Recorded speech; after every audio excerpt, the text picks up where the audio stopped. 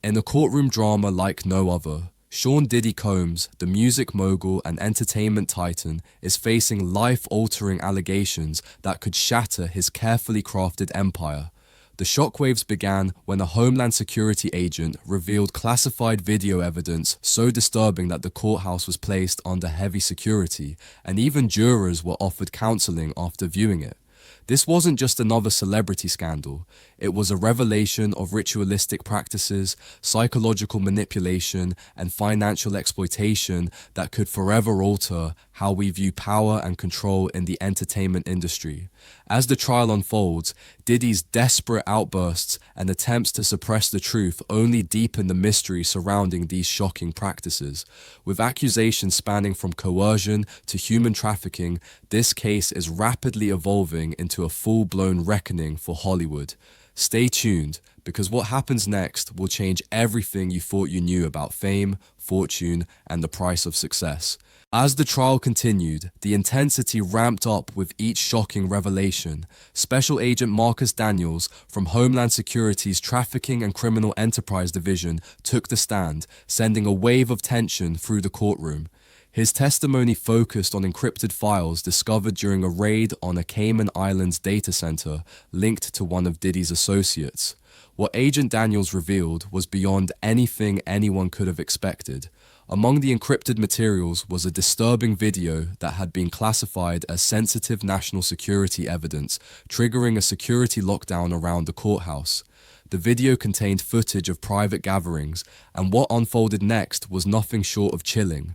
The gatherings, which Diddy had attended and even allegedly organized, weren't your typical celebrity meetups. Agent Daniels described the rituals as part of a series of psychological conditioning sessions designed to manipulate attendees emotionally and mentally. What began as meditation exercises quickly turned into something far darker, with participants subjected to psychological pressure, substance manipulation, and group dynamics meant to break down resistance and create emotional dependency.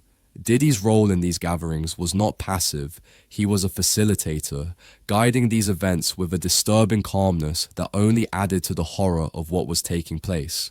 As the details came to light, Diddy's facade of control began to crack. His outbursts in court, pleading for the evidence to be hidden, only made things worse. This was no longer just about a celebrity caught in legal trouble. It was about the existence of a hidden system of power, control, and exploitation at the highest levels of the entertainment industry. As the courtroom tension grew, the shocking nature of the evidence became undeniable. Agent Daniels continued to describe the videos in graphic detail, revealing that they were not isolated incidents but part of a disturbing, long-running pattern. These gatherings, held 4 times a year at remote locations, included a small, elite group of individuals who appeared to be a mix of high-profile entertainment figures and vulnerable, aspiring artists or models. The activities documented in the videos were described as increasingly manipulative, involving sensory deprivation, substance use, and emotional exhaustion. The ultimate goal? To break down the psychological defenses of the participants, making them more susceptible to Diddy's influence and control. What made these revelations even more shocking was Diddy's direct involvement. Agent Daniels testified that the video footage showed Diddy not just participating in these rituals, but actively orchestrating them. The detailed footage showed Diddy guiding participants through these elevation ceremonies, which appeared to be designed to foster loyalty, obedience, and dependence. According to the agent, this was a calculated system of manipulation aimed at creating long-term control over those who participated, and the results were clear. Many of these individuals, once subjected to the ceremonies, later signed incredibly exploitative contracts with Diddy's business entities, effectively surrendering control over their careers and earnings. For Diddy, the video evidence was a nightmare come to life. As the prosecution played out the disturbing footage, his composure began to crack. His earlier arrogance turned to desperation, and he loudly pleaded for the video not to be shown, only further confirming his involvement in the activities. The evidence was damning, and it quickly became clear that the case was no longer just about illegal behavior. It was about the systemic exploitation of vulnerable individuals for financial and emotional gain. As the video footage continued to be dissected in court, the implications of Diddy's actions became increasingly clear. What the defense had initially tried to paint as eccentric or unconventional spiritual practices now appeared to be a carefully crafted system of control, designed to manipulate and exploit vulnerable individuals for personal and financial gain. Each video documented a progression, starting with seemingly harmless activities like meditation and breathing exercises. But soon, the true nature of these elevation ceremonies emerged, an orchestrated process of psychological and emotional breakdown meant to strip participants of their autonomy and independence. What made these rituals particularly disturbing was the aftermath. Those who participated often found themselves signing contracts with Diddy's companies under highly exploitative terms. These contracts typically gave Diddy up to 95% of the participants' future earnings, full control over their creative output, and extensive rights to their image and likeness. The videos showed how these contracts were signed in a vulnerable state where the individuals felt they had no choice but to comply. For many, it was a form of emotional coercion that left them bound by both legal and psychological ties. The courtroom was visibly shaken by these revelations. Several jurors even requested counseling after viewing the disturbing footage, and the impact on those in the gallery was profound. Diddy's reaction only fueled the gravity of the situation. As the trial continued, it became clear that this case wasn't just about one man's crimes. It was about exposing a deeply embedded system of manipulation and exploitation that reached the highest levels of the entertainment industry. The case now had the potential to change how the world viewed celebrity success and the hidden costs that came with it. As the prosecution continued its case, the weight of the evidence against Diddy grew heavier. The disturbing video footage had set the stage, but the testimonies that followed reinforced the narrative of a long-standing system of manipulation. Alicia Morris, a former singer who had briefly been signed to one of Diddy's labels, took the stand next. Her account brought a human face to the disturbing practices described by Agent Daniels. Morris revealed how she was lured into Diddy's world under the guise of a career opportunity, only to find herself trapped in a web of psychological manipulation and exploitation. She described her initial excitement when she was invited to a private estate for what was supposed to be a creative retreat. The first few days were filled with standard industry activities, songwriting workshops, vocal coaching, and even financial literacy sessions. But by the third day, everything changed. Morris and a few other aspiring artists were separated from the group and told they had been chosen for special guidance from Diddy himself. What followed was a process of preparation that included fasting, intense meditation, and breathing exercises designed to disorient and weaken their mental defenses. The elevation ceremony, as it was called, was the culmination of this psychological conditioning. Morris described how, during this ceremony, she felt completely powerless. She and the other participants were guided through experiences designed to induce emotional turmoil, fear, euphoria, confusion, all aimed at breaking down their resistance.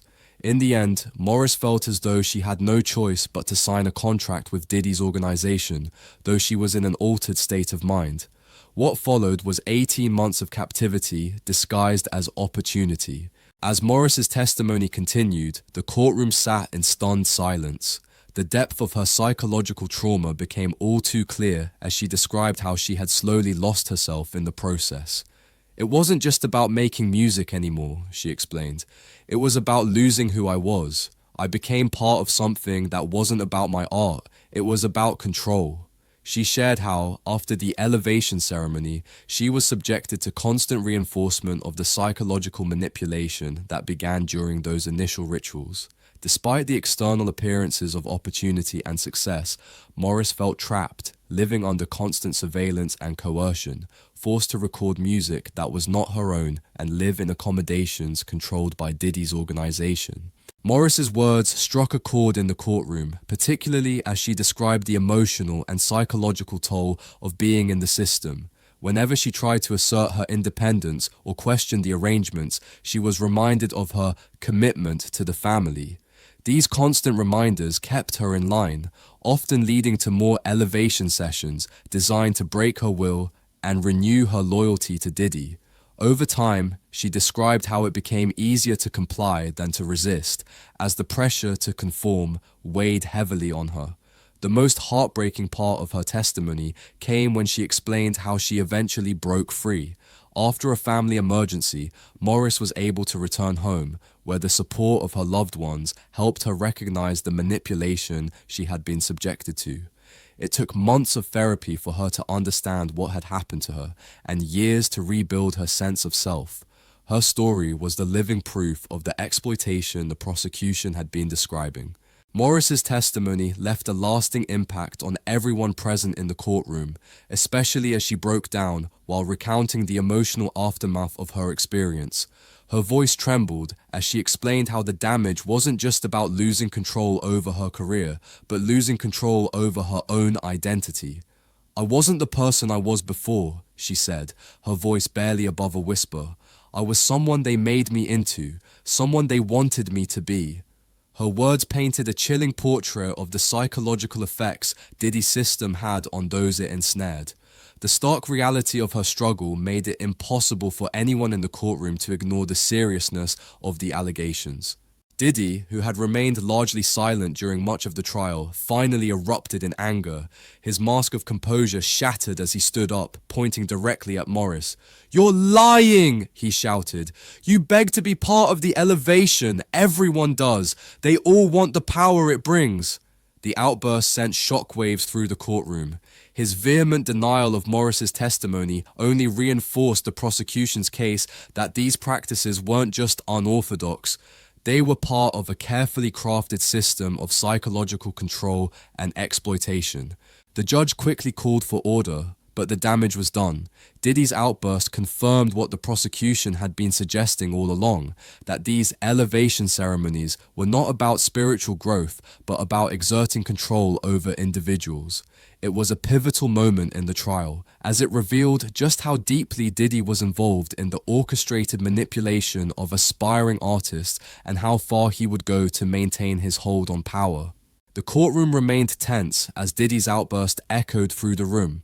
His emotional reaction confirmed what the prosecution had long suggested, that he wasn't merely a passive participant, but the central figure orchestrating the exploitation of vulnerable individuals. His attempt to deny and deflect the truth only solidified the prosecution's case that the so-called elevation ceremonies were not voluntary spiritual practices, but a systematic process of psychological coercion designed to break down the will of participants and bind them to Diddy's business empire. Following the outburst, Diddy's demeanor visibly shifted. Gone was the composed mogul that had walked into the courtroom. Now he seemed to be unraveling before the jury. His legal team scrambled to regain control as Diddy whispered furiously to his attorneys, likely trying to salvage what was left of his defense. But his earlier remarks were now part of the official record, and there was no turning back. The prosecution continued to present evidence, further dismantling Diddy's carefully constructed public image. Dr. Malcolm Rivera, a former member of Diddy's inner circle, took the stand next. Rivera, who had worked as a wellness consultant for Diddy from 2017 to 2022, confirmed what many had suspected. These rituals were never about spirituality or self-improvement. Rivera described the ceremonies as specifically designed to manipulate and control, using psychological tactics to enforce absolute loyalty and compliance. Rivera's testimony was damning. He detailed how Diddy had developed increasingly extreme methods of control over time, and how his intentions became more exploitative as his methods became more refined. Rivera's statements further confirmed the prosecution's theory. Diddy had used these psychological techniques for personal and financial gain. As Dr. Rivera's testimony continued, the courtroom's atmosphere grew heavier, with his every word further cementing the picture of Diddy as the mastermind behind a complex system of manipulation.